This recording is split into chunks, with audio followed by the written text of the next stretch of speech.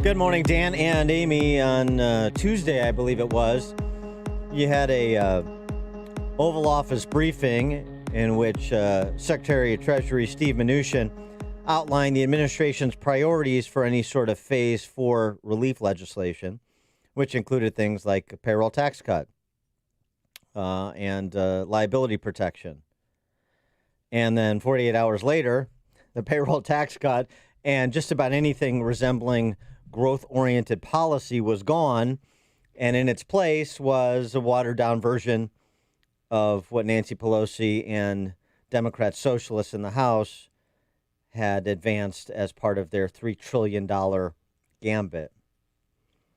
Writing in the Wall Street Journal, Kim Strassel, who needs Nancy Pelosi demanding more spending, more unemployment benefits, and more union payoffs when Steve Mnuchin and Mitch McConnell will do it for her? 5 months after the coronavirus's arrival, Washington has settled into a predictable loop. Speaker Pelosi's House unveils sweeping virus legislation with vast dollar figures and progressive policy demands. Republicans argue among themselves.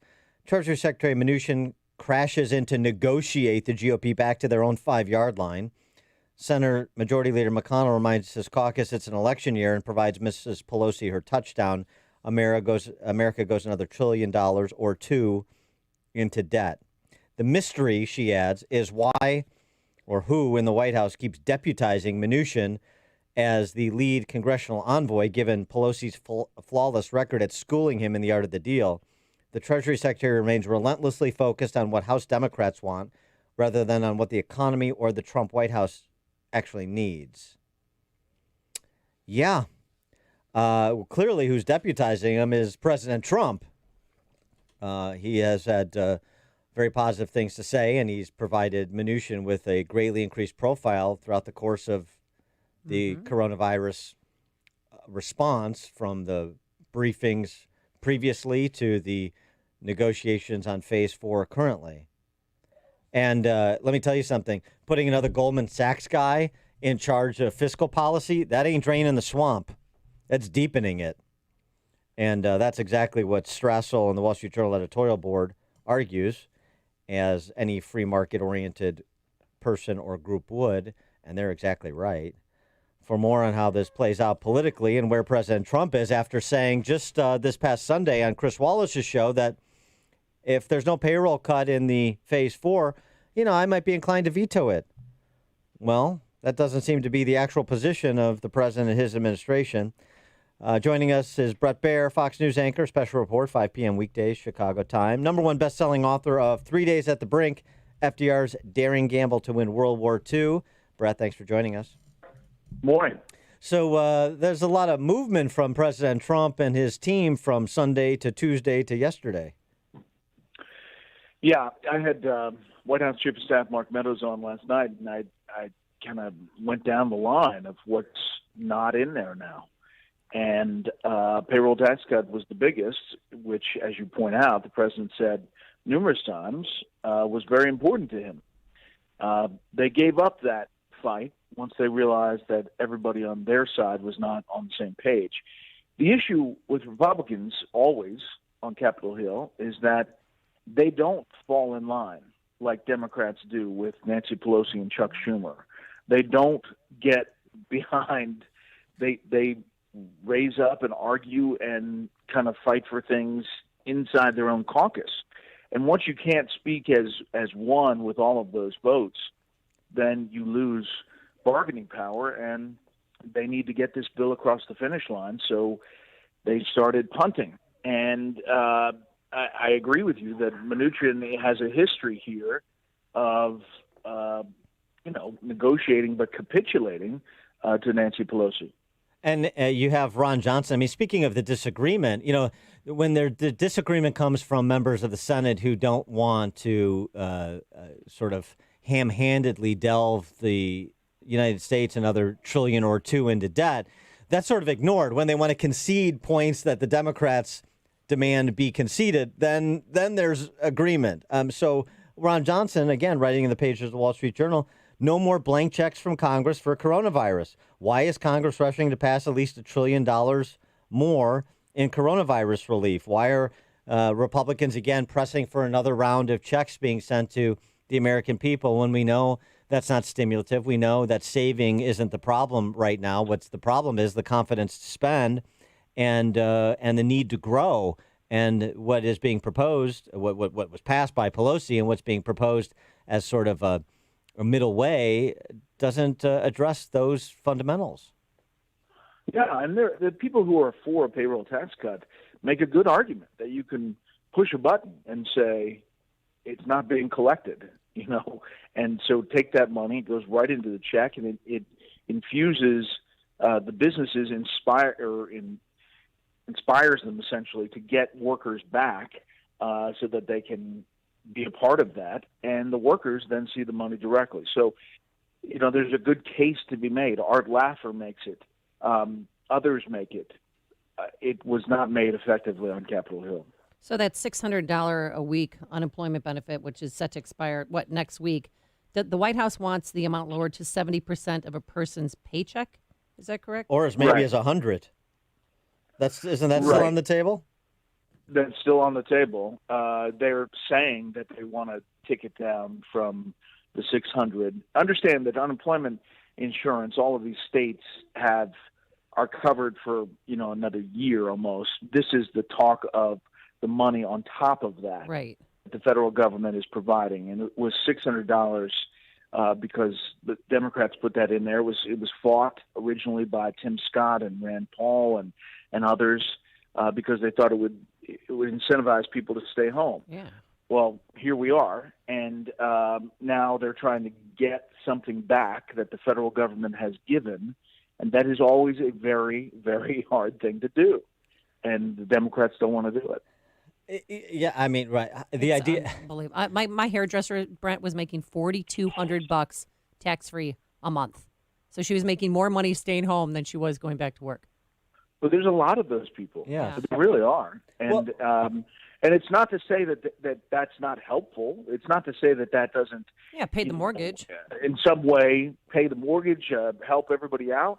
But it long term doesn't incentivize anybody to go back to work. The decision President Trump announced yesterday to cancel the Jacksonville portion of the convention. They're still going to do the perfunctory sort of back of the room stuff in North Carolina, but in terms of any public facing, there'll be some sort of different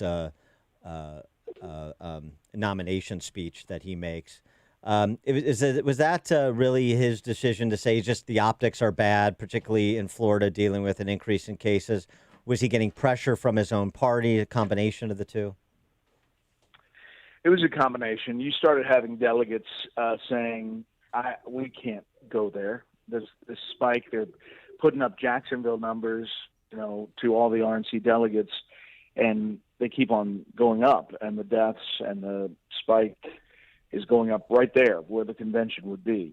You can take all the mitigation efforts that you want, but if the virus has a vote here, and it's voted that Jacksonville is not going to be able to do it. So the president made this decision. Meadows said that it was tough as a politician because you want to have this big launch, but it was easy, he claims, for the president because I think he's more focused and laser focused on coronavirus as he looks at the polls and how much people are concerned about it.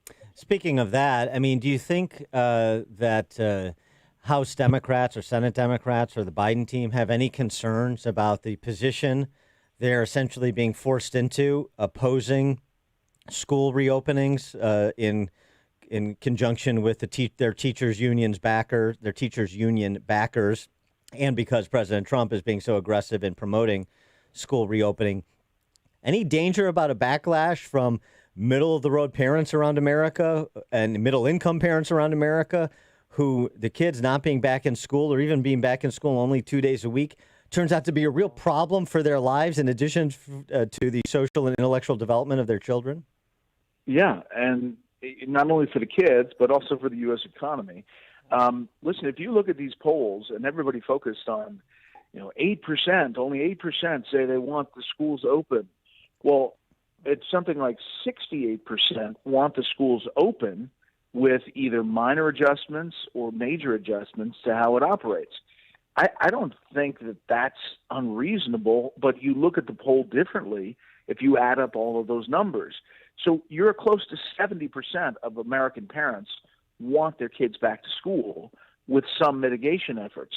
And yeah, I think if you're on a strict no school open because, that's where the teachers union is, potentially that's a political issue, but it should not be a political issue. We should figure out how to do it. And that's what every expert from Fauci to Birx to everybody will tell you, is that you can do it. You just have to be careful. Hey, back to the convention or what might be a different look at a convention. Is Fox News going to be going to Charlotte? Are you going to take your show there? So we were going to Jacksonville. Yeah. We were going to Jacksonville. So now I think we're going to Charlotte. I mean, we're going to Milwaukee. I don't know what we're going to be able to show you. We might as well just go to New York and do it out of the studio. But we're going, okay. And Martha and I will be there, and we'll give you what we can. Yeah, right. Thank you. I'm glad. Maybe do some impersonations, sing a song, some golf tips. Maybe make it a variety show. Hello, my baby. Hello, my right. Well, you could do Rapper's Delight again. Before we that's true. That's true. I forgot to. I never forget that. You nailed it, man. That was awesome. Yeah, it's impressive. He's a Renaissance man. Who knew? Before I let you go, I wanted to get your reaction as a member of the press corps to this op-ed in the Wall Street Journal, going back to the Journal. The editorial board's response to the newsroom, essentially, at the Journal, which was very interesting. 280 Wall Street Journal colleagues signed a letter to the publisher criticizing the op-ed pages in the Journal. And they respond, not on point, but to say, look, the signers report to the news editors and other parts of the business, and the news and opinion departments operate with separate staffs and editors. It was probably inevitable that the wave of progressive cancel culture would arrive at the Journal, but we're not the New York Times. Most Journal reporters attempt to cover the news fairly and down the middle, and our opinion pages offer an alternative to the uniform progressive views that dominate nearly all of today's media. As long as our proprietors allow us the privilege to do so, the opinion pages will continue to publish contributors who speak their minds within the tradition of vigorous, reasoned debate. In simpler times, that would be sort of a pro forma, perfunctory, uneventful statement. Today, it's a positively, clarion call for the Fourth Estate and for free thinking and free speaking in a free America. And I just want to get your reaction to the spat inside the house at the Journal. Yeah, well, I think the cancel culture, if it had its way, would like to see Fox off the air. And we do the same thing. We have a news division and we have an opinion division. And we work under the same umbrella, but we do two very different things. And, I cover the news so that, the opinion folks do what they do, Sean and Tucker and Laura. So it's the same kind of dynamic. And we as a country should welcome different voices. And that's what we're all about, is the ability to put things out there, talk about it, and kind of hash it out. And the news is the news. And the Wall Street Journal news people are great.